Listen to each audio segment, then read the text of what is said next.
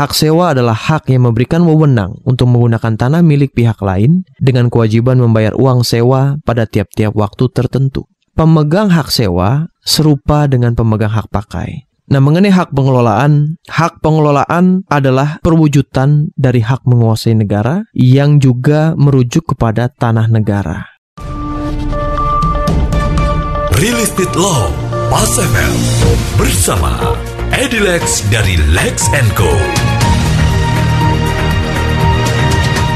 Mitra bisnis, dalam edisi kali ini saya akan membicarakan mengenai hak sewa. Hak sewa adalah hak yang memberikan wewenang untuk menggunakan tanah milik pihak lain dengan kewajiban membayar uang sewa pada tiap-tiap waktu tertentu.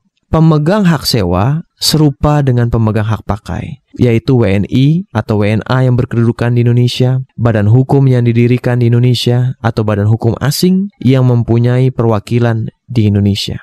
Nah, jadi kalau dari sisi pihak asing, baik WNA atau badan hukum asing, maka sesuai dengan Undang-Undang Pokok Agraria, pilihannya bisa melalui perolehan hak pakai atau bisa melalui hak sewa. Nah, di mana di dalam PP 41 tahun 96 telah diatur bahwa jika melalui hak sewa atas tanah, maka WNA tersebut juga berhak mendirikan suatu bangunan di atas tanah hak sewa. Meskipun tanah yang disewa itu bukanlah hak pakai, karena tanah yang disewa bisa menyewa dari hak guna bangunan atau juga hak milik, atau juga bisa hak pakai. Nah, jadi hak sewa bisa mencakup sewa terhadap hak milik, hak guna bangunan, dan untuk hak pakai, hak itu betul-betul bisa diperoleh oleh warga negara asing atau badan hukum asing yang mempunyai perwakilan di Indonesia. Nah, mengenai jangka waktu hak sewa tentunya diatur berdasarkan kesepakatan dalam perjanjian oleh para pihak untuk kewajiban pembayaran uang sewa bisa dibayarkan dalam waktu tertentu sebelum atau sesudah penggunaan dari tanah yang disewakan tersebut.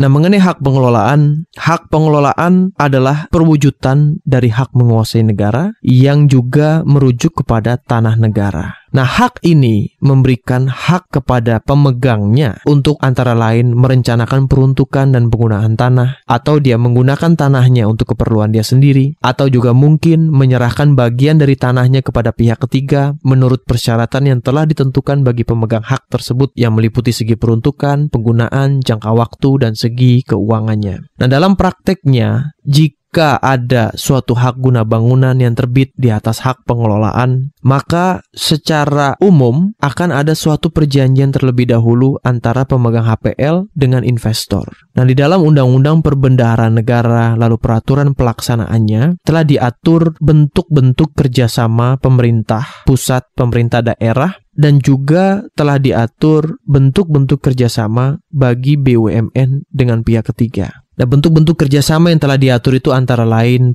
adanya bentuk perjanjian kerjasama pemanfaatan, perjanjian sewa, perjanjian bangun guna serah, atau bangun serah guna. Ini yang kita kenal sebagai perjanjian BOT atau Build, Operate, Transfer. Nah, bentuk-bentuk kerjasama ini telah diatur di dalam peraturan perundang-undangan, dan apa yang mesti dilakukan oleh pihak pemerintah, apa yang mesti dilakukan oleh pihak investor, apa yang menjadi syarat dari perjanjian, itu telah diatur. Nah, tentunya sebagai investor, maka sebelum melakukan kerjasama dengan pihak pemerintah atau BUMN, maka perlu merujuk kepada jenis-jenis perjanjian yang diatur dalam peraturan perundang-undangan agar jangan sampai terjadi pelanggaran terhadap peraturan perundang-undangan. Nah, untuk memahami apa itu hak pengelolaan ini tidak mempunyai suatu peraturan tersendiri yang khusus mengatur mengenai hak pengelolaan. Namun di dalam beberapa peraturan perundang-undangan dapat dilihat bahwa definisi hak pengelolaan adalah sebagai hak menguasai dari negara yang kewenangan pelaksanaannya sebagian dilimpahkan kepada pemegangnya. Nah, pelimpahan kewenangan tadi adalah seperti yang telah saya sebutkan di awal, yaitu antara lain untuk peruntukan, menggunakan tanah untuk kepentingan sendiri maupun untuk menyerahkan bagian dari tanah dengan kerjasama terhadap pihak ketiga.